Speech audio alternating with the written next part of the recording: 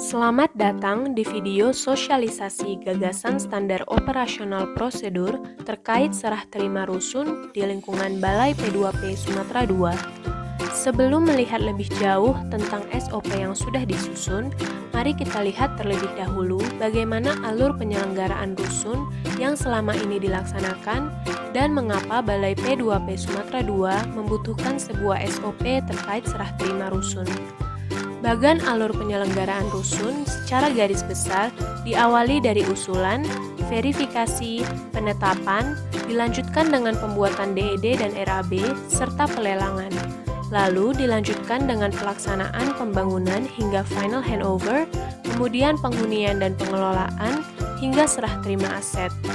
Namun, jika kita lihat pada data rekapitulasi pelaksanaan rusun di Balai P2P Sumatera II pada tahun anggaran 2005 hingga 2020, masih banyak proses penyelenggaraan rusun yang belum tuntas, khususnya pada tahap serah terima aset serta kelengkapan dokumen. Hal ini tentunya difaktori oleh berbagai hal, tapi salah satu hal yang berperan besar adalah alur pelaksanaan pembangunan hingga serah terima aset yang kurang maksimal. Apa saja ya kekurangannya? Pertama, alur tidak memuat jangka waktu tiap kegiatan. Kedua, alur tidak memuat mekanisme dan proses pengumpulan dokumen. Dan yang ketiga, pelaksanaan penghunian dan pengelolaan yang baru dilakukan setelah tahap FHO kerap memicu kendala.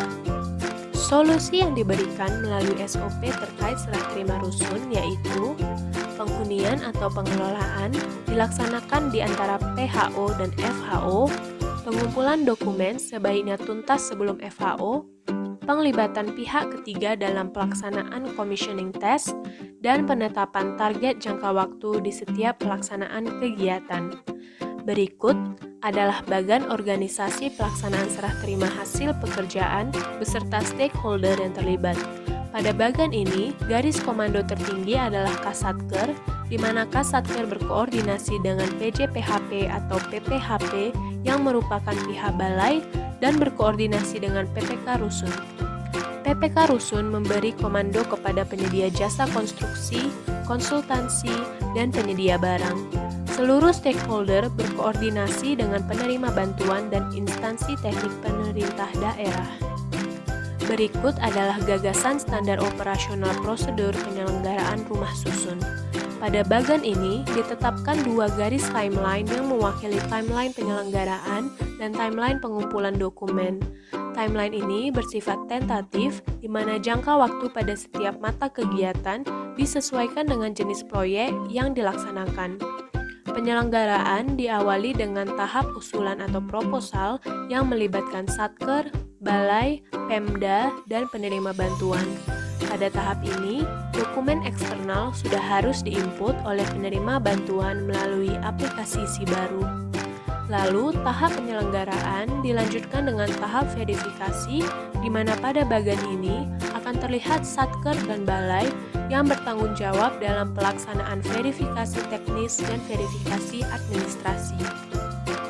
Setelah pelaksanaan verifikasi selesai, maka akan dilanjutkan dengan penetapan shortlist CPB di Direktorat Rusun, lalu dilanjutkan dengan verifikasi di Dirjen Perumahan, dan dokumen SK penetapan lokasi penerima bantuan pembangunan rusun akan dikeluarkan oleh Menteri.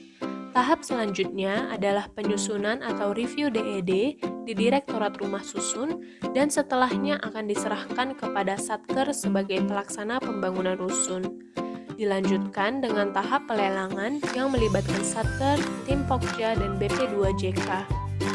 Tahap penyelenggaraan dilanjutkan ke tahap pelaksanaan fisik yang terdiri atas pekerjaan konstruksi, pekerjaan jasa konsultansi, dan pekerjaan pengadaan barang. Setelah pelaksanaan fisik selesai, maka akan dilakukan pemeriksaan awal hasil fisik yang dilaksanakan oleh Satker dan MK.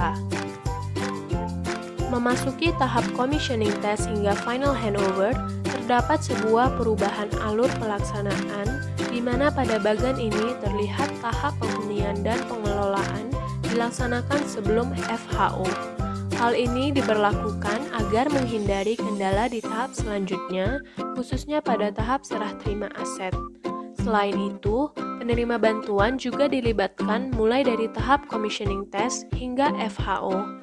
Dan yang paling penting, tahap FHO menjadi batas waktu dalam pengumpulan dokumen-dokumen terkait penyelenggaraan rusun. Dengan begitu, dokumen-dokumen administratif dan kegiatan pelaksanaan, pemeliharaan maupun pengawasan sudah tuntas sebelum FHO dan meminimalisir permasalahan ketidaklengkapan dokumen saat proses serah terima aset. Setelah tahap FHO, dokumen internal dan eksternal yang sudah lengkap akan diusulkan ke Setdijen Perumahan melalui Direktorat Rusun dan akan diverifikasi di Setdijen Perumahan.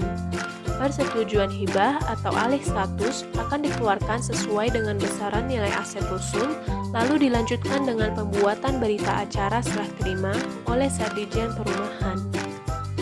Demikianlah sosialisasi gagasan standar operasional prosedur terkait serah terima rusun di lingkungan Balai P2P Sumatera II. Terima kasih.